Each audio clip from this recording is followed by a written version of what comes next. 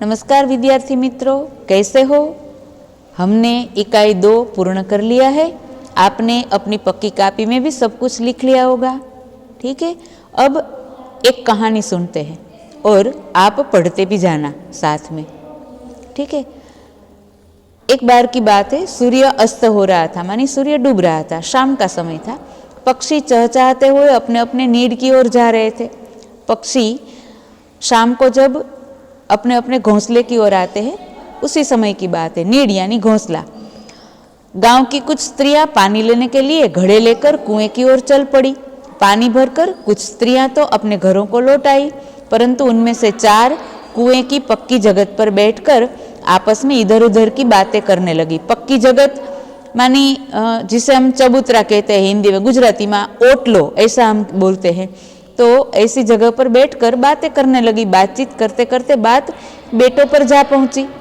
उनमें से एक की उम्र सबसे बड़ी लग रही थी। वे कहने लगी, भगवान सबको मेरे बेटे जैसा बेटा दे। मेरा बेटा लाखों में एक है। उसका कंठ बहुत मधुर है, वह बहुत अच्छा गाता है। उसके गीत को सुनकर कोयल और मैना भी चुप हो जाती है। लोग बड़े चाव से उसका गीत सुनते हैं। चाव यानी लगन से, पसंद से, बहुत चाव से, लगन से उसका गीत सुनते हैं। अब उसकी बात सुनकर दूसरी स्त्री का मन हुआ कि वह भी अपने बेटे की प्रशंसा करे। उसने पहली स्त्री से कहा, मेरे बेटे की बराबरी कोई नहीं कर सकता। वह बहुत ही शक्तिशाली और बहादुर है। वह बड़े बड़े बहादुरों को भी पछाड़ देता है। वह आधुनिक युग का भीम है। यह सब सुनकर तीसरी औरत भला कैसे चुप रहती। वे बोल उठी, मेरा बेटा साक्षात बृहस्पति का अवतार है। बृहस्पति मानी देवताओं के गुरु।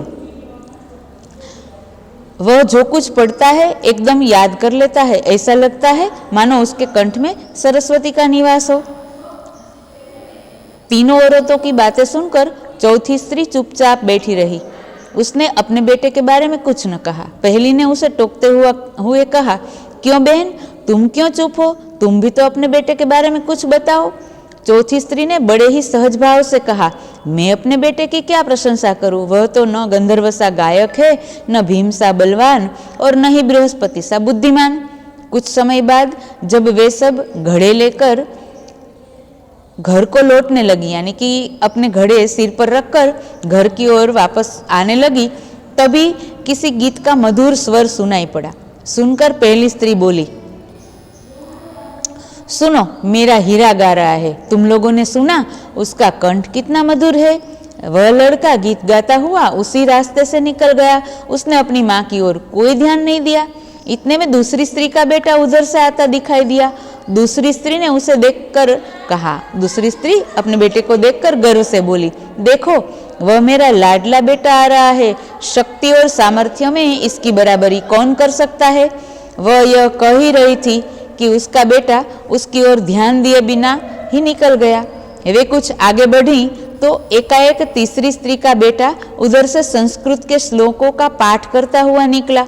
उसके उच्चारण से ऐसा लग रहा था मानो उसके कंठ में साक्षात सरस्वती विराजमान हो। तीसरी स्त्री ने गदगद स्वर में कहा, देखो, यही है मेरी गोद का हीरा। इसे कौन बृहस्पति का अवतार नहीं कहेगा? परंतु उसका बेटा भी माँ की ओर देखे बिना आगे बढ़ गया। वह अभी थोड़ा ही दूर गया था कि चौथी स्त्री का बेटा भी अचानक उधर से आ निकला। वह देखने में बहुत ही सीधा साधा और सरल प्रकृति का लग रहा था। उसे देखकर चौथी स्त्री ने कहा, बहन, यही मेरा लाल है। चौथी स्त्री उसके बारे में बता ही रही थी कि उसका बेटा पास आ पहुंचा। अपनी माँ को देखकर वह रुक गया और बोला, माँ, लाओ, मैं तुम्हारा घड़ा पहुंचा दूं। मना करने पर भी उसने माँ के सिर से पानी से भरा घड़ा उतारकर अपने सिर पर रखा और घर की ओर चल पड़ा। तीनों औरतें बड़े ही आश्चर्य से चौथी स्त्री के बेटे की ओर देखती रही। एक वृद्ध महिला जो बहुत देर से इन औरतों के पीछे चलती हुई इनकी बातें सुन रही थी, पास आकर बोली, देखती क्या हो, यही सच्चा हीरा है। सच्चा हीरा यानी बहुत ही अच्छा आदमी। कहानी कैसी लगी?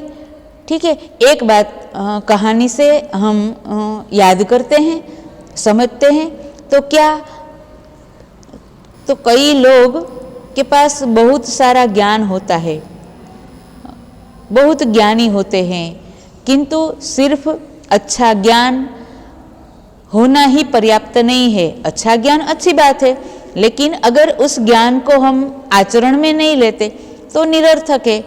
और इसी बात को सीखने के लिए हमने ये कहानी सुनी है, बराबर है। अब देखो, आपकी ये कहानी है इकाई 3, इकाई का नाम है सच्चा हीरा। अब आपका गृह कार्य देखिए, आपको क्या करना है। इकाई 3 आपको एक बार पढ़ना है और इसके शब्दार्थ अपनी रफ नोट में लिखने हैं, बराबर है। रफ नोट में लिखकर कंठस्थ करने हैं, तभी आप यही इकाई को अच्छी तरह से समझ पाओगे।